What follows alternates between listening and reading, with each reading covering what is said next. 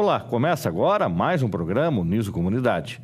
Vamos conversar com o professor Sérgio Rocha, ele que é docente aqui da Universidade de Sorocaba. O professor Sérgio está lançando o livro Estatística Geral e Aplicada, destinado a estudantes dos cursos de engenharia. É esse livro aqui que você vai encontrar logo mais nas livrarias da cidade e você vai saber mais sobre esse livro daqui a pouco. Antes disso, a gente vai conversar e saber um pouco mais do perfil do nosso entrevistado, como a gente sempre faz. Professor Sérgio, muito obrigado pela sua presença. Como de praxe, a gente conhece um pouco o nosso entrevistado, principalmente quando é a primeira vez que ele está no nosso programa de TV. O senhor está na universidade já há quanto tempo?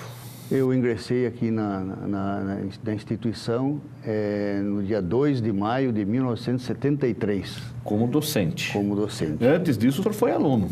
Sim, fui aluno. Fui aluno aqui na antiga Faculdade de Filosofia, Ciências e Letras, em 1971 e 72. Porém, eu vim transferido da Unesp de Rio Claro, aqui de São Paulo. Então, o senhor é de Sorocaba? Sou natural de Sorocaba. E aí o senhor estava na Unesp, quando as faculdades abriram aqui em Sorocaba, o senhor veio para cá? Aí eu vim para cá. Como sorocabano, não pode sair daqui, não pode se desligar aqui da cidade. E o senhor fez quais cursos na época? Eu fiz o curso de matemática. Matemática. Licenciatura em matemática. Licenciatura. E aí, saindo da faculdade, o senhor já começou a dar aula na própria faculdade e no Estado? Exatamente. Eu comecei, aliás, uma trajetória de várias escolas.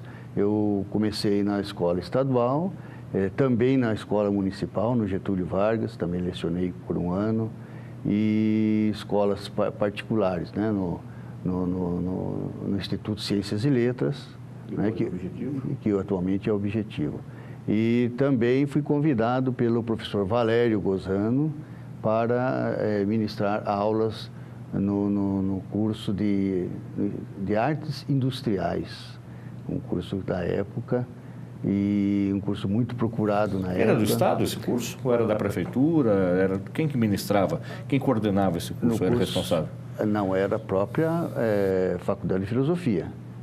Nós tínhamos aí uma oficina enorme, né, na época, que foi instituído aí pelo Estado, pela Secretaria. Era um curso de graduação? É um curso de graduação, Artes Industriais. E era um curso muito bom, mas depois essa disciplina foi extinta do currículo, né, do currículo, né, das escolas estaduais. O que se ensinava em artes industriais? Nós tínhamos aí uma grande oficina. Na oficina tinha nós tínhamos aí torno, tínhamos equipamentos, ferramentas. Então, era um curso voltado aí para essa profissionalização, paralelamente com o que faz até o próprio Senai. Então, era mais voltado para né, para licenciaturas. Aí. Então, aí, no caso, para orientação dos estudantes. Então, era um curso muito interessante, mas depois, como toda a parte de profissionalização que prevista na lei na época, o Estado acabou deixando de lado porque teriam investimentos muito grandes. Tanto é que as escolas, primeiro foram as escolas particulares que começaram com diversos cursos profissionalizantes no ensino médio, que era o antigo segundo grau. Mas depois, isso aos poucos foi ficando apenas aí a parte do curso, né, do antigo científico que nós tínhamos, o ensino médio continuou, mas a parte de profissionalização ficaram apenas algumas escolas. Da trajetória profissional do senhor, se eu me recordo, o senhor me corrija se eu estiver errado, o senhor participou, inclusive, da criação, da fundação da própria Universidade de Sorocaba, como um dos primeiros professores, o senhor fazia parte, e antes disso até do próprio Colégio Dom Aguirre, não foi isso? Sim, o Colégio Dom Aguirre começou em 1984, também aí eu iniciei com o colégio, e na época, no Conselho Superior da Fundação Dom Aguirre, então tinha participação dos diretores e tinha participação de um representante do corpo docente. Eu, né, fui eleito ali para ser representante do corpo docente do próprio colégio, fiquei durante 6 anos. E nessa trajetória o professor Aldo Vanucci, que trouxe a proposta da criação, né, da universidade, projeto, né, da criação da Universidade de Sorocaba. Na época, eu participei dessas reuniões junto à fundação. São mais de 40 anos de ensino de matemática. Mudou alguma coisa? Como ensinar matemática nessa trajetória do senhor? Tivemos a matemática, lousa, giz e carteira, alguns outros instrumentos que a gente utilizava para dar a matemática, o senhor pode até ilustrar, e de repente chega o acesso da informática, primeiro da calculadora, que eu me lembro, eu tinha uns 12 anos de idade, era o sonho do menino naquela época ter calculadora, mas os pais não davam, porque podia estragar, né? Porque tinha que aprender a tabuada, decorar a tabuada e outras, as 4 operações tinha que saber de cor, jamais usar a calculadora. E de repente vem a calculadora e depois da calculadora vem os computadores. O que mudou no ensino da matemática nessa trajetória de 40 anos de experiência do senhor? Na verdade, essa tecnologia, ela deveria ajudar muito mais. O problema é que, isso na minha opinião, né, que as escolas, elas não estão mais cumprindo o seu papel. Aquele papel do ensino, da formação, não é, da criança, do jovem. Não, então isso ficou agora em segundo plano. A promoção é automática e isso não tem... veja, o que é difícil para as pessoas, para os jovens, né, para as crianças, no que se refere à matemática? É uma construção. Temos uma construção lógica, tem que ser passo a passo.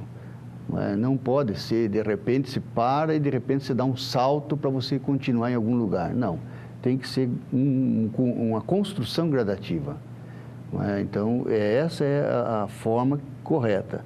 Porém, as escolas hoje com promoção automática, o que aconteceu? Aconteceu que o jovem não conseguiu, não teve o incentivo para uma boa formação, para uma boa base e passa para um estágio seguinte, para o próximo período, para o próximo ano. E com isso, se já tinha alguma dificuldade, ela vai perpetuar, porque ele não tem ainda o conhecimento básico e ele vai ter que pegar um novo estágio, uma continuidade. Mas continuidade do quê? Se ele não teve aquela primeira formação. Isso ocorre também com a parte da língua portuguesa, porque ele não aprendeu ainda os conceitos, não aprendeu ainda a sua forma, a interpretar, não aprendeu a escrever, não aprendeu a ler corretamente.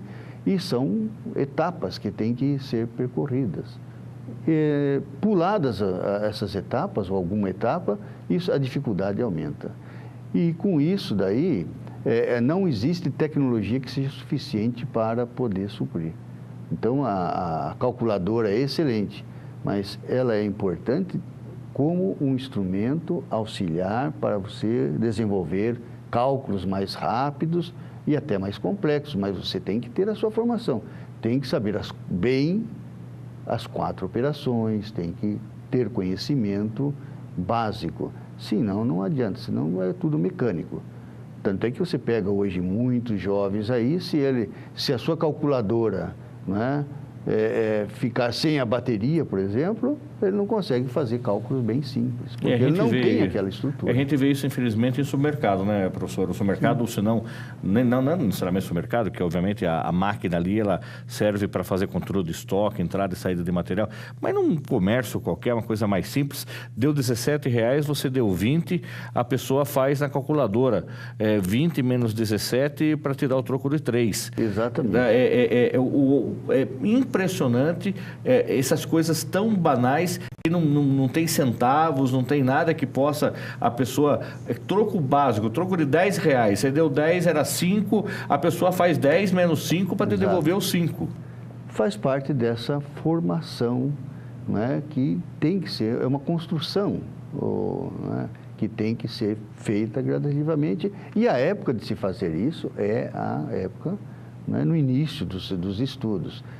Estão querendo, aí a gente ouve bastante aí, vê notícias de que querem alterar, que querem modificar, né, essa progressão continuada, que ela seria a proposta no papel, ela é maravilhosa, mas teria que ser bem trabalhada, senão ela não vai funcionar. Então, da forma que nós temos hoje, e aí o que acaba acontecendo com os jovens?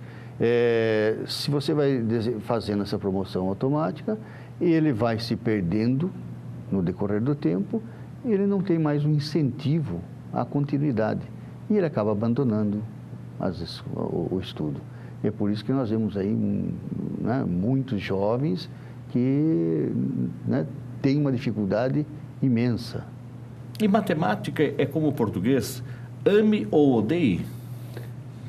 E por que acontece isso? Eu acredito que a matemática exige até um pouco mais, porque na parte da língua portuguesa você ainda tem condições de recuperar, de você fazer, né, ler bons livros, estudar um pouquinho mais sobre a nossa ortografia, enfim, você tem condição de superar, né, essa dificuldade. Já a matemática, ela é uma construção lógica, exige raciocínio, ela vai dependendo dos conceitos que você tem inicialmente para você construir outros conceitos. Então, ela é uma construção que depende então do início de toda a formação. Então, não dá para pular etapas.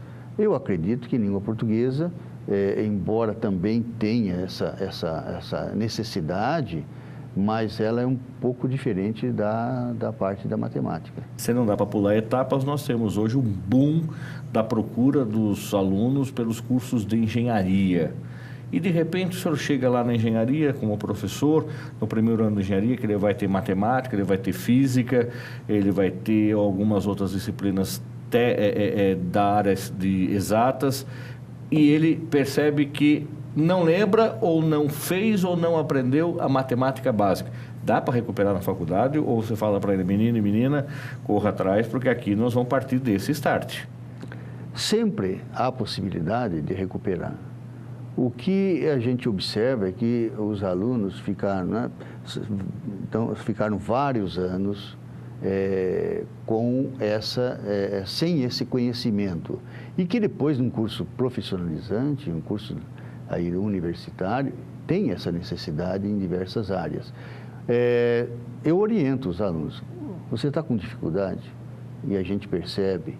Eu oriento para que ele... Eu falo assim, não há problema, nós temos uma enorme biblioteca com né, com um acervo fabuloso. Você tem que dedicar um pouquinho mais do seu tempo, vá até a biblioteca, ou procure os professores, ou procure os colegas mesmo, e você comece. Da onde você parou? Você tem dificuldade, tinha dificuldades lá no ensino, lá na 5ª série, 6ª série, ou até mesmo nos primeiros anos de estudo né, da educação básica. Pegue aqueles livros, comece a fazer a construção, você vai perceber que não é tão difícil, não adianta querer começar no meio. É isso que eu ia falar. Então, não dá para chegar no primeiro ano de engenharia e não esqueça tudo aquilo lá, vamos começar de agora. Não dá. De forma alguma. Veja, são estágios. Então, nós temos aí, né, o ensino fundamental, depois vem o ensino médio e o ensino superior. Então, são etapas. E não dá para pular numa etapa. Mas aí, professor, vem outra vez aquela pergunta que eu tinha feito sobre a calculadora. Mas só que eu tenho os computadores, a sala de aula tem computador, eu já tenho meu notebook, eu tenho meu tablet, o meu celular já tem calculadora científica. Por que o senhor quer me ensinar matemática de novo? O problema é que a calculadora, assim como o computador, é uma ferramenta auxiliar. Ela não vai resolver o seu problema de raciocínio. Ela vai auxiliar no seu raciocínio. A construção, o entendimento, não é? A parte conceitual que é fundamental. O que eu vou colocar para ele fazer a conta independe se é a calculadora ou o computador. Exatamente. Mas eu tenho que saber o que eu vou colocar lá. Porque você tendo, não é? Você aplica em qualquer área. Porque a matemática é básica para todas as áreas que você vai trabalhar exatamente com a parte da lógica, de raciocínio, não é? E você até obviamente a física vem da matemática, a química, a biologia, nasce da matemática.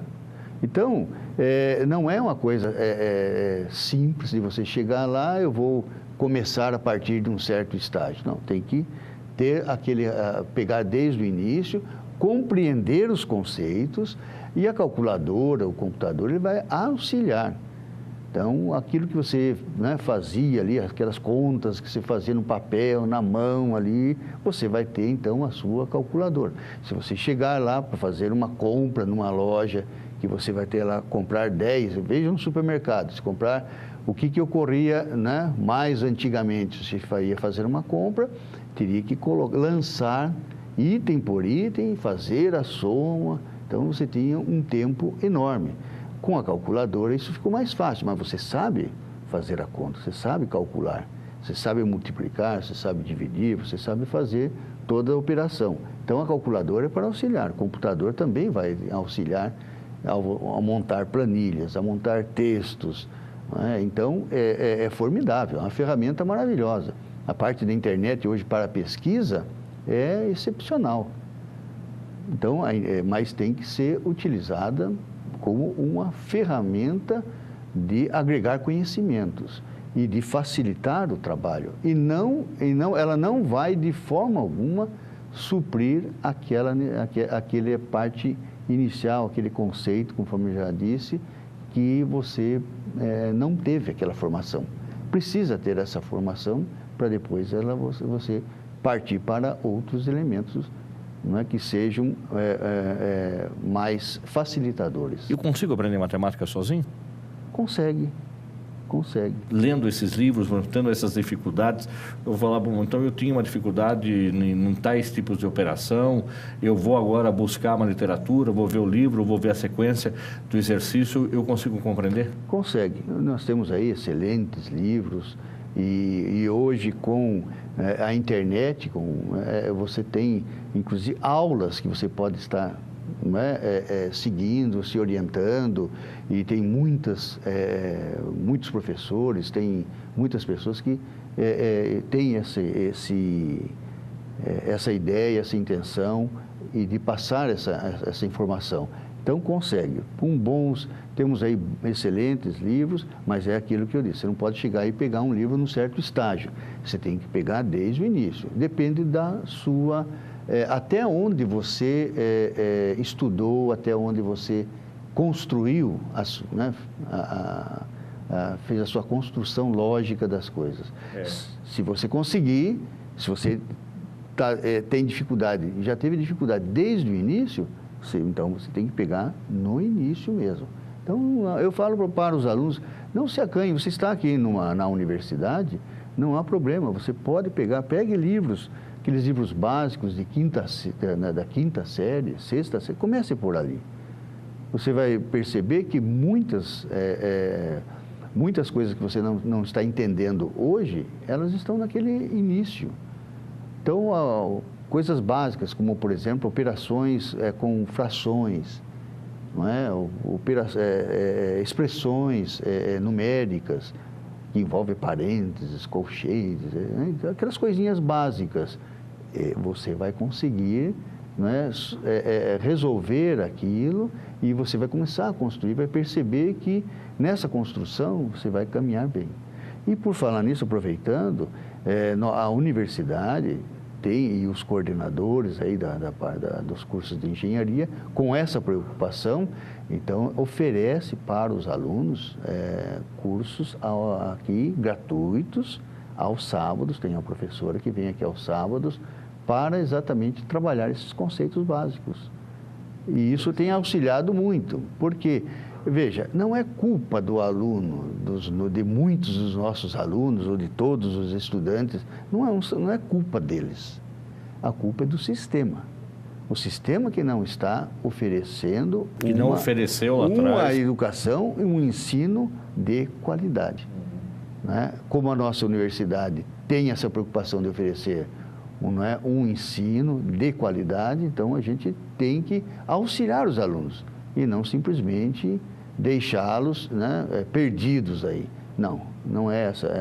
A nossa universidade ela está muito preocupada com isso. E isso tem auxiliado muitos alunos. Então, eu oriento os alunos, né, e muitos deles têm seguido e conseguido êxito. E a gente fala em matemática, não dá para imaginar que você tem cursos que você não vai usar a matemática.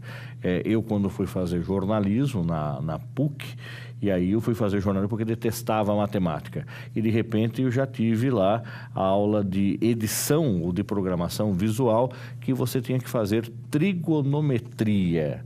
Porque o tamanho da letra, o espaço da página, o corpo da letra, esse espaçamento que você ia deixar, o tamanho do título, tudo isso era matemática.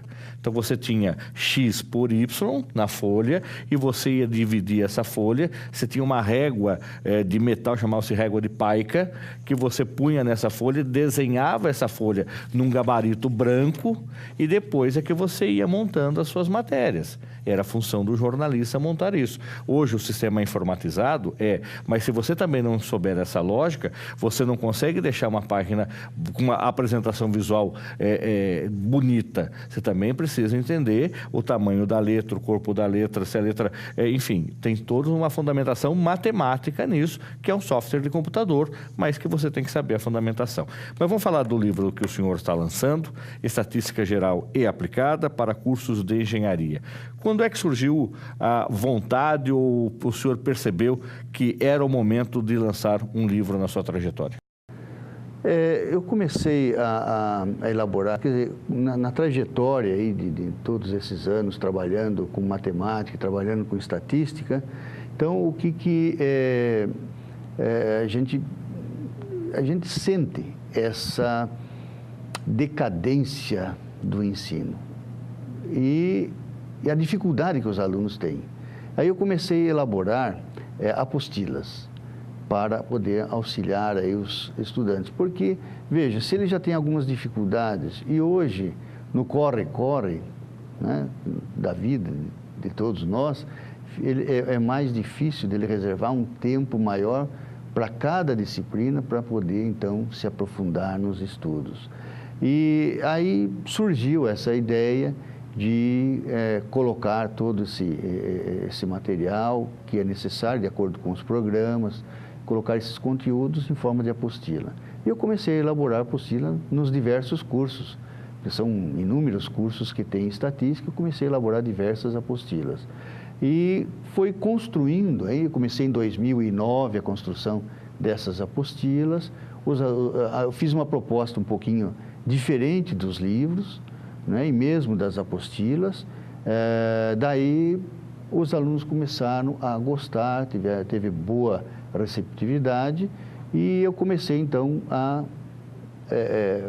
pegar esse material e enviei para a editora Atlas e coloquei a minha proposta e eles acharam interessante, né, porque é um pouco diferente da apresentação de muitos dos livros, porque eu sempre pensei no seguinte: nós temos aí centenas de livros de estatística, mais um livro nos mesmos moldes não seria nada, não iria acrescentar nada. Então, eu fiz uma proposta um pouquinho diferente, que eu já comento, e eles gostaram da ideia e colocaram num livro. Claro que eu enviei um material bem maior, mas é questão de espaço e de custos, então ficou um pouquinho reduzido. E qual é a proposta que o senhor fez? Eu fiz a seguinte proposta. Eu coloquei, inclusive coloco aí no início, né, no prefácio, que esse livro, esse material é um material para ser usado no dia a dia.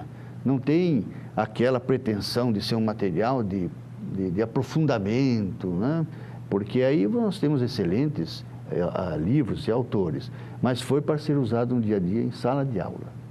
Então, aí eu trago um breve resuminho de cada assunto e depois eu coloco alguns exemplos bem detalhados e vou colocando, recordando e colocando lembretes dos diversos critérios que nós temos aí, né, e das diversas etapas, e em seguida coloco uma listinha de exercícios. mas aí eu deixo um espaço, não é? Em cada exercício eu deixo um pequeno espaço, que é onde ele poderá estar resolvendo no próprio livro. Então ele faz isso na apostila, agora também vai poder fazer no livro. Então ele resolve no próprio livro, fica um espaço. E outra coisa que a gente observa que tem na quase totalidade dos livros é que no final de cada um deles aparecem todas as respostas, uma sequência imensa, dificultando a consulta às respostas. E nem todos trazem todas as respostas. E aí o senhor já põe a resposta na sequência? E eu ponho. Terminada a listinha de exercícios, eu já coloco todas as respostas, né, sucintas ali, evidentemente, mas coloco as respostas. E os critérios, né, porque nós temos diversos critérios aí, principalmente na hora de dar a resposta, fazer arredondamento, ou então de dar as explicações, e eu vou colocando de uma forma bem mais prática para ele poder consultar. Então, a dificuldade que ele tem já verifica ali na hora, então não traz aquela dificuldade de ficar folheando o livro para procurar onde vai estar aquela resposta. Ela vai estar logo em seguida. E aí, em todos os capítulos, eu fui fazendo, né, dessa forma. E aí, então, ficou um livro bem interessante, que é nos moldes das próprias apostilas, que é algo que a gente não vê normalmente. Então, essa foi, não é, a proposta que eu transformei, então, aí, pelo fato de eu ter também trabalhando com todas as nossas engenharias, então eu já elaborei esse material específico para os engenheiros aí, no caso, né? Onde a gente pode encontrar esse livro? Quem está nos acompanhando, tem interesse, quer, independente de estudar na Uniso, quer ter esse livro, quer colocar na sua biblioteca, quer fazer esse uso diário, como o senhor recomenda, como é que deve fazer para achar? Bom, no site da própria editora Atlas, na parte de lançamentos, né, 2014, já consta esse livro. Tá, que é atlas.com.br. Exato. E também eu deixei aqui numa das nossas livrarias, né, que é a livraria da universidade, essa livraria que fica no térreo do prédio administrativo. Então, também acha lá. Será, então, inicialmente vamos fazer será feita a venda, não é, nessa livraria. E depois, após, né, algum período, poderão outras... A editora vai colocar à disposição. A editora também, ela, né, coloca, então, em outras grandes livrarias que nós temos aí, né, na cidade, em todo o estado, porque a editora, né, Atlas, ela abrange todo o país, né? Todo o país. Então, aos poucos eles vão colocando. Mas são os dois locais, inicialmente, que os estudantes e, né, interessados poderão procurar. Quem quiser conversar com o senhor, tirar alguma dúvida sobre o livro, falar um pouco de matemática, bater um papo com o professor Sérgio Rocha, qual é o caminho mais fácil? Tem um e-mail? Tem um e-mail. Pode encaminhar um e-mail para sergio.rocha@prof.uniso.br. Professor Sérgio, obrigado pela sua participação, sucesso no lançamento do livro e nas suas empreitadas aí na matemática aqui na Universidade de Sorocaba. Eu que agradeço pela oportunidade. Nós vamos para um rápido intervalo e voltamos já falando de mais livro aqui no programa Uniso Comunidade.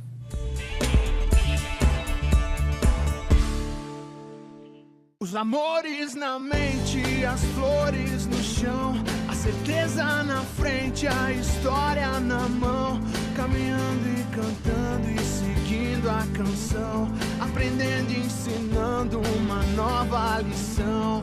Vem, vamos embora, que esperar não é saber. Quem sabe faz a hora, não espera acontecer. Faz bem quem faz agora, faça Uniso. Inscreva-se já para o vestibular 2014 em uniso.br.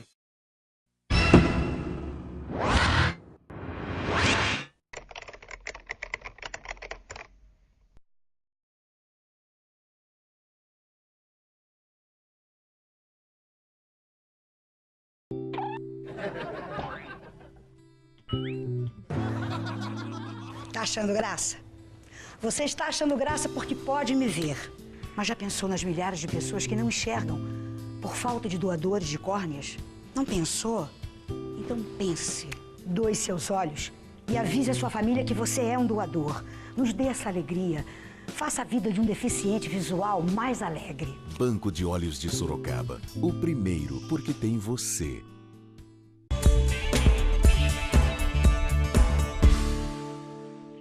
Estamos de volta com o programa Uniso Comunidade.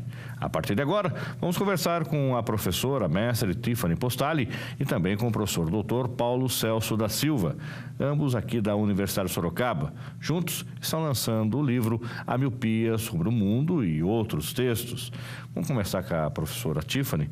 Tiffany, você tem uma passagem aqui pelo programa já, quando você lançou um outro livro sobre o hip hop, que foi a sua dissertação de mestrado. Mas vamos relembrar para quem não lembra do programa que a professora Tiffany esteve aqui, da sua trajetória dentro da universidade. Você começa na universidade como funcionária. Quanto tempo você ficou de funcionário? O que você fazia nesta época? E como é que foi daí a sua carreira acadêmica? Você fez graduação, depois você fez mestrado. Como é que foi essa sua trajetória aqui dentro da Uniso? Há quanto tempo já? Faz tempo, viu, Fernando? Eu entrei na Uniso por volta de 2001, estagiando e cursando Publicidade e Propaganda. Aí depois fui para o curso de pós-graduação em Marketing, e enquanto isso trabalhava, já efetivada no setor de multimeios e setor de apoio, sempre nos dois. E daí entrei para o programa de mestrado em Comunicação e Cultura com esse foco de mudar mesmo a área, né? Lecionar. Logo que terminei o mestrado, eu já iniciei as aulas. Antes, fora da instituição, né? E agora na instituição. Hoje você está ministrando quais disciplinas? Prática de pesquisa para publicidade, cultura, mudança social e religiosidade, história, cultura dos jogos digitais, gestão de produtos e serviços em comunicação. Já são 14 aulas que você está dando nesse semestre, é isso? Horas-aulas, isso. 14 horas-aulas. E como é que foi, de repente, essa vida hoje sua só como professora? Está satisfeita, está gostando, quer mais?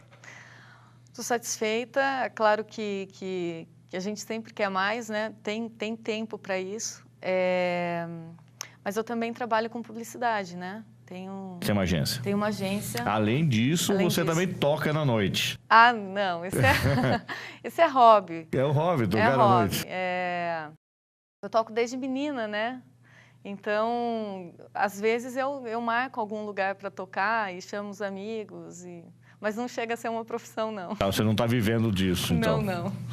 Professor Paulo Celso, quando a gente vê a Tiffany contando essa trajetória dela, e o senhor também que tem uma experiência muito grande aqui na universidade, muito tempo já também, é satisfatório ver isso? Ver o aluno que entrou, que começou a fazer estágio, hoje já é professor, já tem um segundo livro publicado junto com o senhor? É legal, principalmente que eu dei aula para a Tiffany no curso de publicidade, era uma disciplina legal, né, de realidade brasileira, uma disciplina resquício da ditadura, realidade socioeconômica política do Brasil, que foi coisa que surgiu na era Vargas. E tinha ficado aí na matriz? Sobrou na matriz quando começou o curso, né? Comecei em 95 com jornalismo e com publicidade, nos dois cursos, né? Com a mesma disciplina legal de 4 aulas seguidas.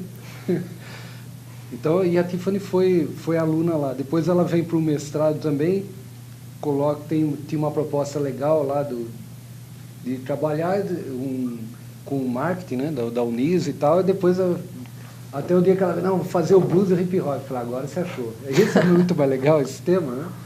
Então foi um trabalho bom, que foi bem pesquisado, com muito material, foi apresentado em vários lugares, ganhou prêmio lá, né, na menção honrosa na apresentação. Então é bem interessante. E hoje, além de né, ela dá aula e trabalha também, né? Até trabalha, né? Não só dá aula, ela trabalha também. Então, como professora, é legal. E o pessoal os alunos Tem elogiado, ó. Sempre elogia a aula da Tiffany, então é legal. Agora, a produção, por exemplo, desse livro, que a gente está com ele aqui em mãos, que vai ser lançado no dia 15 de março, no Chalé Francês, aqui em Sorocaba, às 5 horas da tarde. A Tiffany já vai falar um pouco mais sobre isso. Ele é o resultado da produção de textos, de artigos que foram publicados no Jornal Cruzeiro do Sul, é isso? Tem textos que saíram no Cruzeiro do Sul, outros são inéditos, outros... entrevista, a Tiffany mesmo tem entrevista que sai em outro veículo, mas o grosso são aqueles artigos que é um espaço da própria universidade, uma terça-feira, né, por mês. Então nós juntamos, são vários anos aí que nós escolhemos os textos. Como é que surgiu a ideia? Como é que surge a ideia de escrever um artigo, Tiffany? Surge o tema primeiro, surge um assunto primeiro? O artigo ele tem uma característica de defender uma proposta, ele tem o objetivo de fazer como um tom de crônica, ele conta um pouco da miopia sobre o mundo e outros textos, que é o título. Como é que nasce um artigo? No meu caso, ele nasce da observação mesmo. Eu vejo alguma coisa, sempre consulto o Paulo, para sempre, né? Paulo, você percebeu, por exemplo, que o Facebook parece um muro de cidade? Ele pode ser... Aí eu pego todo o embasamento teórico e desenvolvo um texto. Alguns são mais críticos, outros não. Eles têm a ideia de provocar uma reflexão mesmo, fazer com que as pessoas pensem com outro olhar, digamos assim. Por isso a miopia também, né? Como que a gente pode enxergar um mesmo assunto de outras formas, né? E aí, Paulo, nessa produção desse texto, quando ele chega também na sua mão, você edita o texto, você trabalha no texto, ou você trabalha junto no texto? Como é que funciona isso? Alguns textos são escritos pelos dois mesmo. Eu coloco uma parte, a Tiffany coloca a outra, a gente discute. Agora, quando o texto é só o dela, manda, dá uma lida, daí eu coloco sugestões, fico, né, para ela pensar se aquilo é relevante ou não para a ideia que ela tem. E como eu estou entendendo. Então, eu falo, aquela coisa, eu tenho que ler e entender, porque o leitor... Né, então, você tem uma parte do texto que não está muito claro, mesmo que eu saiba que ideia ela tem, eu... Falou, isso aqui não está claro e tal. E o meu também mando para ela, dar sugestões, isso aqui está legal, o tema é bom. Então, eu acho essa coluna da Uniso muito interessante, porque você pode escrever, com os professores, né, funcionários da Uniso, podem escrever sobre qualquer assunto. Então, aquele assunto que interessa para você diretamente, você pode socializar com outras pessoas e tal. Propor uma reflexão diferente para o pessoal, né? Para o leitor do jornal. Então, é uma experiência interessante, né? Porque o artigo são 4.800 caracteres, né? Isso. Então, você só tem 4.800, parece bastante antes de começar a escrever. Depois você tem que começar a cortar, né? Porque senão não é um espaço determinado e tal. É uma síntese de uma ideia, às vezes uma ideia que é grande, né? Eu lembro, lá atrás, escrever um texto que eu mostrei para o professor Marcos Marins, na época, era o que é pós-graduação. E como foi duro ficar em 4.800 caracteres para falar de pós-graduação. Ia ficando gigante o texto. Era uma coisa quilométrica. Daí eu falei, não, tem que cortar porque o jornal não aceita e tal. Então, é um exercício bom, é um exercício acadêmico, mas também é um exercício de leitura, né? Eu preciso levar só o que interessa para o leitor do jornal, porque ele não tem obrigação de ser acadêmico. Agora, e a repercussão, Tiffany? Você falou do Face. Você é uma menina que está antenada no Face, comentou agora dos muros do Face, enfim.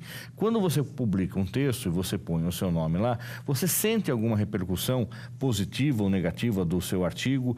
Ou absolutamente nada, ninguém comenta nada? Ou você chega a publicar também no seu blog e aí você sente retorno? Como é que acontece isso num artigo num jornal impresso? É engraçado, depende muito do texto, né? Mas tem texto que eu recebo e-mails de pessoas que eu nem imagino quem sejam. Elas se identificam, claro, mas sempre debatendo mesmo aquele assunto. Eu já recebi e-mail até de comandante da polícia agradecendo um dos textos que eu coloquei sobre a cidade de Sorocaba. Então, de alunos, pessoas que já estudaram comigo, às vezes eu fico sabendo primeiro por essas pessoas que o texto saiu. Você nem leu ainda no nem jornal? Li, nem sabia que era aquela data. Eu recebo ou pelo Facebook ou pelo e-mail comentários, elogios. E esse texto bem legal. do elogio de um comandante da polícia, o que era o artigo, você lembra? Era Sorocaba rumo ao caos urbano. O que você debatia nisso? Era um texto que a Marilena Chauí, filósofa, falou sobre a cidade de São Paulo e as manifestações. O que levou às manifestações, né? E eu falei assim, olha, parece loucura comparar, mas se a gente começar a pensar o Sorocaba como ela tem se desenvolvido de forma desenfreada, a gente pode estar rumo ao caos urbano, que ela chama desse... a cidade ela pode explodir, né? Ela vai parar. Então, eu faço essa comparação entre o que ela fala de São Paulo e como Sorocaba tem se desenvolvido. Então, ele falou que isso é importantíssimo porque muitas vezes as pessoas só olham o desenvolvimento, olha quantos shoppings, que legal, e não veem o que isso pode trazer também de ruim para a cidade, entre tantos outros assuntos. O ex-prefeito Teodoro Mendes, ele tinha uma frase que ele comentava muito lá no Jornal da Band, quando eu estava lá, que ele falava, antes de uma Sorocaba maior, precisamos de uma Sorocaba melhor. Tá? É isso mesmo, Paulo? Ontem tinha uma pessoa ligada à Secretaria de Segurança falando na rádio, e fala, não, o Sorocaba vai chegar a 1 milhão. Eu falei, tomara que não. Falei, isso aqui tem que parar de se estender e começar a desenvolver. Vamos parar de crescer, de inchar, né? Porque não está crescendo, está inchando e não está desenvolvendo. Então, o que interessa é o desenvolvimento, é melhorar a qualidade de tudo, não só trânsito, não só educação, porque todo mundo reclama sempre da mesma coisa, que é o imediato, mas precisa de uma qualidade total, né? Isso é uma utopia, mas tem que buscar. Utopia é isso, é algo a ser alcançado. E aí, quando a gente fala em utopia, algo a ser alcançado, quando a gente escreve um texto, um artigo, e publica esse texto, esse artigo, ele tem esse objetivo de fazer com que haja essa reflexão, haja essa discussão e se comece a avaliar, a partir desse texto, o que é que pode ser mudado? Você sente isso? As pessoas... De alguma maneira, alguns textos, eu lembro do professor, o Elton aqui, ele usou um texto em sala de aula que explicava o que é, quais são aqueles índices do Nasdaq, da Bolsa, como é que aquilo funciona, e ele usou. Então, é um texto que repercute bastante. É um texto acadêmico, mas que ali pelo menos 40 alunos tiveram acesso àquele texto. Então, para discutir, para pensar. E a ideia desse texto veio de um aluno meu que fez um trabalho de um TCC explicando como a Bolsa de Valores não é... Investir na Bolsa não é nenhum bicho de 7 cabeças. Então, ele fez um manual do investidor iniciante. E daí saiu um artigo do trabalho dele, da ideia do trabalho dele, saiu um artigo. Então, um texto que teve alguma repercussão também, as pessoas discutiram, é um que fala sobre o turismo em Sorocaba. Talvez pela identificação mais rápida, né, com o assunto, onde passo em lugar, a minha sugestão é passar em lugares que para a gente não tem mais, quando é cotidiano, não tem muito sentido, mas para quem nunca viu, tem sentido. Esse texto, muita gente comentou e comenta, né? Uma coisa que eu percebi na televisão, mas que no jornal também, vi seu artigo, qual é? Daí eu falo o título, esse de turismo. Eu falei, mas isso faz 2 anos que saiu. Mas ele acaba estando aí em evidência, se alguém faz uma pesquisa no Google, acaba voltando. Agora, até para o telespectador entender, o ouvinte que está nos acompanhando também, qual é a função da universidade nesse aspecto? Não é só formar na graduação o aluno para o mercado de trabalho. Então, ele vai ser o administrador de empresa, o contador, o jornalista, o veterinário, enfim, a Uniso tem 69 opções de curso. Quando a gente fala de mestrado, como é o caso que a gente está discutindo, e de repente os artigos dos professores se transformam em livro, é fazer com que essa reflexão acabe acontecendo. É esse o objetivo da universidade, Paulo? Quando a gente fala do mestrado de comunicação e cultura, não é só produzir e guardar na prateleira da biblioteca um CD com o que foi produzido. É colocar isso para a discussão, para a reflexão. Você percebe isso, Tiffany? Quando você, de repente, em sala de aula hoje, não mais só com a sua graduação, mas com o mestrado que você fez, em vários cursos que você dá aula, esse estímulo para esse jovem, para que ele pesquise, para que ele leia, para que ele consiga entender para que ele está ali, senão ele vai acabar se tornando apenas um técnico graduado, capacitado naquele mundinho e pronto, acabou. Você consegue despertar isso nos jovens? Tem um caso de ontem, né, em que uma aluna, ela era um curso de gestão, ela me perguntou no meio da aula, professora, como faz para ter esse olhar sobre tudo isso, cultural, né? Porque eu nunca tinha pensado desse jeito até então, né? Eu expliquei para ela, toda a trajetória mesmo, de buscar, de pesquisar. Ela falou, olha, talvez essa aula sirva para a minha vida. Eu falei, pode ser? Por que não, né? A gente sempre estuda, principalmente cursos técnicos, sempre um foco técnico sobre as coisas, né? Muito tecnicista, né? Isso, e de repente... Ou tecnocrata, né? Exato, isso. Chega a uma aula de cultura, religiosidade, que desperta o entendimento daquele aluno para a vida, para as coisas do cotidiano, aquilo que está por trás da TV, né? De tudo isso. Então, é legal, porque eu sinto que eles percebem essa importância. Percebe, Paulo?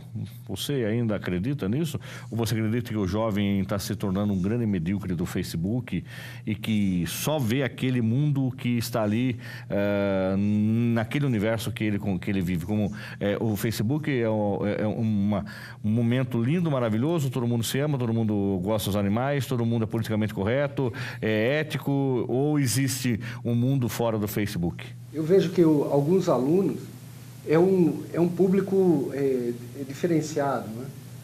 Pelo menos eu vejo diferenciado no sentido da minha geração, que tinha algumas referências, o referencial, né? Até de gênero. Então, o diretor, o professor, a professora, você tinha alguns referenciais e hoje esses referenciais eles estão mais flexibilizados. Quando a gente pega a questão da tecnologia, o fato do aluno eu vejo isso com os alunos de sistemas, principalmente, o fato dele estar no computador não quer dizer que o cara está alienado a tudo. Eu acho que esse aluno, ele é o aluno lá de trás. Hoje o cara, é comum, as pesquisas mostraram que é comum uma pessoa estar multitela. Então, ele está com o celular aqui, o computador de mesa aqui, tem o iPad do lado. Tem 3 telas com 3 coisas diferentes acontecendo. Então, e eles têm essa capacidade, que eu não tenho tanto. Né? Eu não tenho esse treinamento. A atenção, se eu pegar um livro, eu leio inteiro sem problema nenhum. Né? Então, a gente aprendeu a assistir televisão e desligar o rádio. Quando eu ligo o som, eu desligo a televisão. Então, eu não fico vendo imagem, a imagem é uma coisa e o som é outra. Eu fico ouvindo os Beatles assistindo um filme de terror. Não tem, eu não consigo. Um tem que desligar. Mas eu não tenho esse treinamento. E o pessoal tem. Então, eles têm uma outra formação que precisa ser explorada pela escola, né? Os vários níveis, inclusive a faculdade. E de uma maneira para esse momento, não voltando lá atrás e querendo que o cara fique... Até porque o livro, você pode baixar o livro inteiro e ler no computador, para quem gosta. Eu prefiro o papel ainda, mas isso é uma preferência. Não posso querer que meus 50 alunos de filosofia leiam no papel porque eu leio. Então, a grande questão, até isso eu estava discutindo ontem, que é a sustentabilidade e as redes sociais. Tem um estudo que não é conclusivo, que o Wi-Fi prejudica a vegetação. Então, não é conclusivo isso. Até escrevi um artigo sobre isso. Mas é uma coisa que está chamando a atenção. A outra coisa que eu sempre coloco na sala, ele participa de várias redes sociais. Então, tem Facebook, Twitter, LinkedIn, WhatsApp, não sei o quê, legal. E nas 4, 5 que ele está, ele põe a mesma coisa. Fala, isso é jogar, a gente está no vazio. Tempo perdido, né? Você está reproduzindo, né? Duplicando, triplicando a mesma coisa. Pô, o que isso interessa? Um outro dado que foi colocado lá na discussão, eu acho que pela cara deles, os caras estavam pensando alguma coisa, é quando eu pego e coloco um emoticon, né, uma carinha lá, falando, pô, eu gostei. Ou eu curti. Você leu? Não, mas curtiu. Só que não leu nada.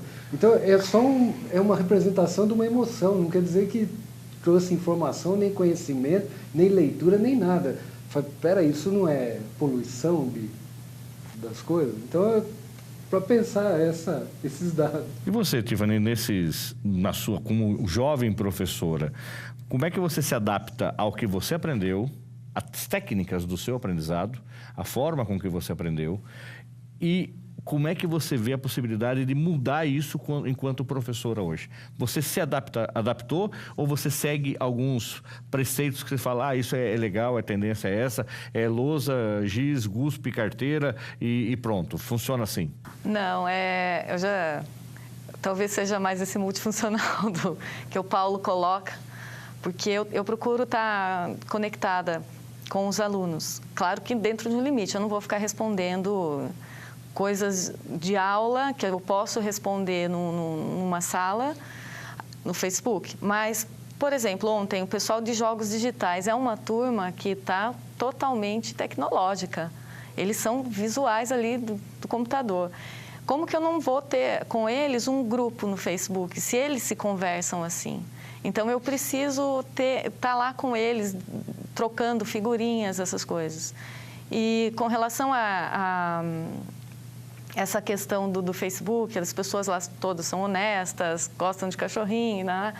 Eu acho que, eu percebo isso, é uma opinião, que o Facebook é um pouco de representação. Nós temos vários tipos de pessoas na sociedade, aquelas que querem mostrar sempre só um lado bom, aquelas que querem protestar ou mostrar. Então, eu acho que ali é mais democrático, você consegue ver opiniões que antes você não via em nenhum meio de comunicação. Né? Você só recebia uma opinião. Ali no Facebook você recebe a opinião de inúmeras pessoas. Então eu acho isso importante. Simples, comuns, que muitas vezes estão emitindo a sua opinião também. Exatamente. Então eu acho que ainda é recente falar do Facebook, né? Dessas coisas.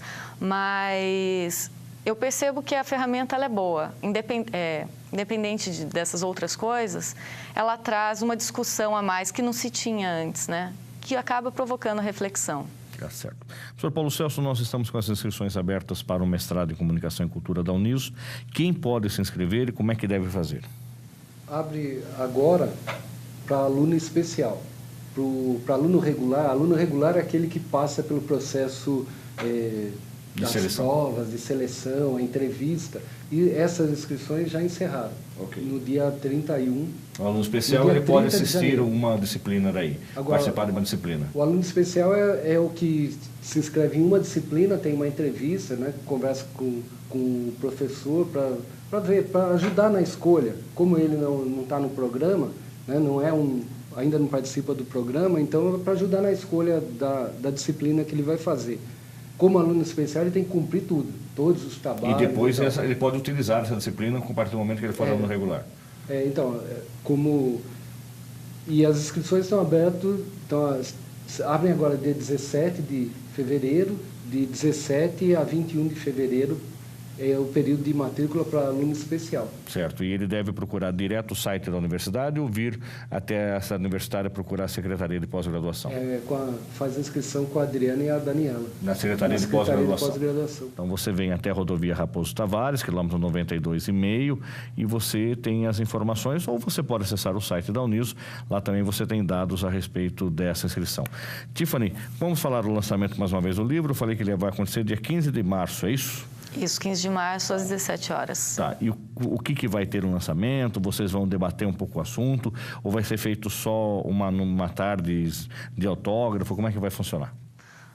Tarde de som e autógrafo, que a gente vai tocar lá. Vão tocar lá também? Vamos. Muito bem, então vai mudar, vai ser um rap, então. Você vai tocar o quê, Paulo? Tocar contrabaixo.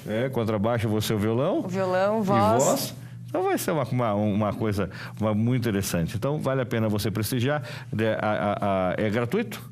A entrada? É gratuito. Tá? No Chalé Francês, que fica ali bem na frente da estação ferroviária aqui de Sorocaba. Tem um ambiente cultural muito bonito ali, o Chalé Francês. No dia 15 de março, a gente espera você lá. Tiffany, muito obrigado pela sua participação. Sucesso nesse mais um livro. Professor Paulo Celso, muito obrigado também. Sucesso aí no mestrado em Comunicação e Cultura. Legal. Obrigada a você. O programa Uniso Comunidade fica por aqui. Se você tiver alguma sugestão ou assunto para o programa, envie para unisocomunidade@uniso.br ou curta a nossa fanpage lá no Facebook, que é o programa Uniso Comunidade. Obrigado pela sua audiência e até o próximo programa. Até lá!